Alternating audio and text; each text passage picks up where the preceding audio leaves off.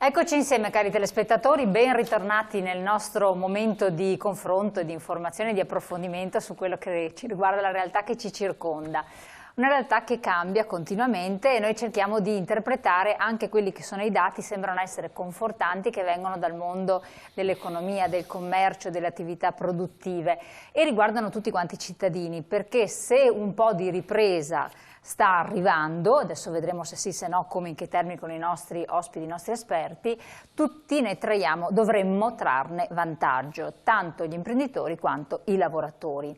Come, in che termini, che tipo di ripresa c'è, chi coinvolge? Il nord-est sembra fare da traino, almeno un paio di regioni del nord-est, ma a fronte di questo, quanto anche il governo con la legge di stabilità e quindi con la manovra che sta facendo dovrebbe fare per aiutare le imprese, quanto effettivamente è possibile, fin dove si può arrivare e quanto anche in capo alle regioni con dei provvedimenti legislativi ad hoc. Quali sono le richieste da parte delle categorie produttive e quelle dei lavoratori? Vediamo un po' di capirlo insieme. Ci sono dei dati, tanti dati veramente, perché abbiamo Banca Italia, abbiamo l'Istat, abbiamo la CGIA di Mestre, abbiamo le singole categorie, abbiamo Confcommercio, che ci danno tanti numeri.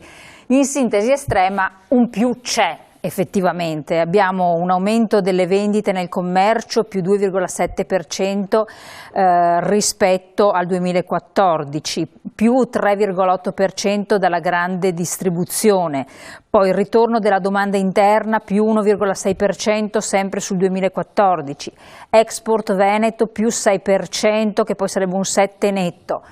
Va bene, ruolo chiave a questo punto della politica, punto di domanda, vediamo di capirlo. Chi c'è in studio per farci comprendere tutto questo e per dialogare con altre parti in causa? Come sempre Luigi Sposato, presidente di Eurointerim SPA, parte in causa perché riguarda anche il mondo del lavoro e dell'occupazione, vedremo il Job Act, punto di domanda cosa è servito, perché si guarda anche a più occupazione o meno. E ci aiuterà con delle domande agli ospiti, come sempre. Paolo Zabeo, coordinatore dell'ufficio studi della CGIA di Mestre, con i dati, i datoni che ci interessano, ben arrivato. Franco Lorenzon, segretario generale della CISL Bellune Treviso. Ricordiamo la manifestazione che si è svolta sabato, che ha visto coinvolte i dipendenti, soprattutto del commercio, insieme a Marchida Smoccia, segretaria della Filcams CGL, grazie anche a lei. Grazie. Abbiamo Carlo Valerio, presidente Confapi Padova. Buonasera. Bene, arrabbiato perché è il periodo delle tasse. Quindi no, noi segnaliamo semplicemente. Come? Noi segnaliamo, non è che ci arrabbiamo. Volevo dire, segnalate anche questo, per cui tra le altre cose c'è anche questo piccolo particolare. L'onorevole Roberto Caon, deputato alla Camera di Fare, Flavio Tosi per intenderci, però è anche imprenditore del nord-est, per queste cose qua le mastica e le conosce bene e quindi parla con cognizione di causa, ci potrà dare anche un occhio prospettico da quel che succede al governo. Simone Scarabel, consigliere regionale Movimento 5 Stelle in terza commissione attività produttive e commercio, grazie anche a lei di essere qui con noi.